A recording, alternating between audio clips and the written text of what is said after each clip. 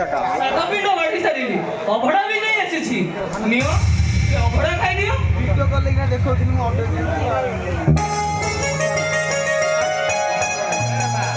ଆରେ ଏ ପାଗଳା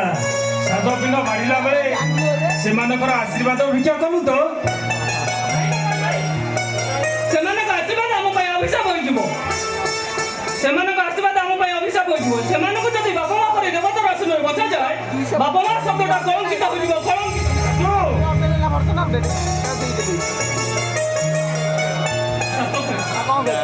शास्त्र कहे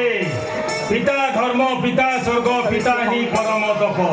पितरी पितृमा पन्ने प्रियंती सर्वदेवता সেই শাস্ত্র কয়ে জননী জন্মভূমিশ্চ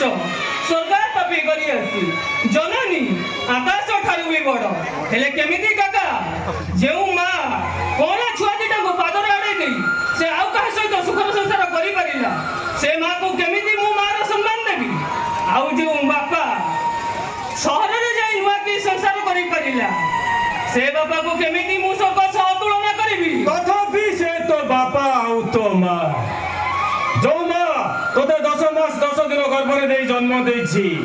ଯୋଉ ବାପା ନିଜେ ନ ଖାଇ ନ ପିଇ ତୋ ମୁହଁରେ ଆହାର ଦେଇଛି ବରଂ ଆମକୁ ମାରି ଦେଇଥିଲେ ଭଲ ହୋଇଥାନ୍ତା ଏମିତି ଅନାଥର ପରିଚୟ ନେଇ ସାରା ଜୀବନ ଛୋଟ ମୋଟ ହୋଇ ମରିନଥାନ୍ତି ତାମାନେ ତୁ କହୁଛୁ ତୁ ଅନାଥ ଇଏ ସପନା ଦାସଟା ତୋର କେହି ନୁହଁ ଆରେ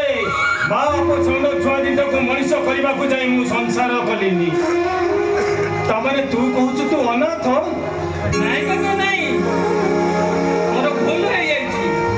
ମତେ କ୍ଷମା କରିଦିଅ